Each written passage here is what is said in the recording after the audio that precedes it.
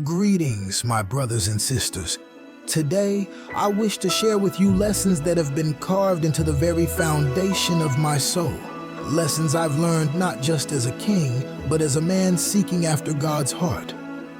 Jerusalem, this city that I have called home, where I've ruled and prayed, fought and forgiven. It's more than just stone and earth.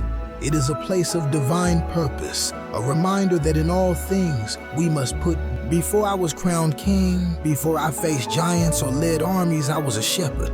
Out there in the fields, I learned the first of many lessons that would shape me. Patience, stillness, and trust. The same way I guided those sheep to safety, I realized that God was guiding me. You see, greatness is not defined by titles or victories, but by our ability to listen in the silence, to hear the voice of God when all is still. I urge you to find your quiet place, to step away from the noise and reflect on what truly matters in your life. Ask yourself, am I following my own desires, or am I letting God lead me? When I faced Goliath, many thought the odds were against me. They saw a giant, a warrior with strength beyond measure, but I saw something different. I saw a man who was not aligned with God's will.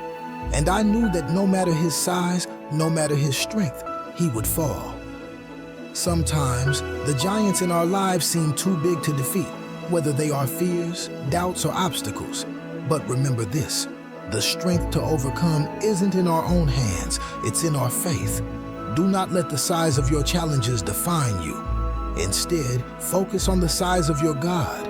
Be still in your heart, and you will find the courage to face anything. As I grew older and my kingdom expanded, I learned another important truth. Leadership is not about power, but about service. There were times when I faltered, when I let pride cloud my judgment. But every mistake, every fall taught me that humility is the key to true greatness. We must lead with compassion, understanding that our strength comes not from what we control, but from whom we serve. I have learned that even as a king, I am but a servant of the Almighty, and you too must remember this in your life. Lead with love, serve with grace, and always seek God's guidance in all you do. Jerusalem, this city is a reflection of our journey. It has seen war and peace, joy and sorrow, but through it all, it has remained a symbol of God's presence. Like this city, our lives are filled with trials and triumphs. But the most important lesson I can share with you today is this. Never lose sight of the divine. No matter where life takes you, no matter how difficult the path may seem, put God first.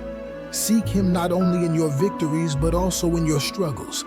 For it is in those moments of trial where we find our true strength and purpose.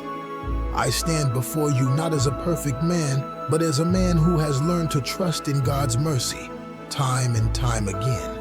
My friends, as the sun sets over this holy city, I ask you to reflect on your own journey. What are the priorities in your life? Are you chasing after the things that will fade, or are you focused on what is eternal? The road is not always easy, but with God as your guide, you will find peace, purpose, and strength in every step.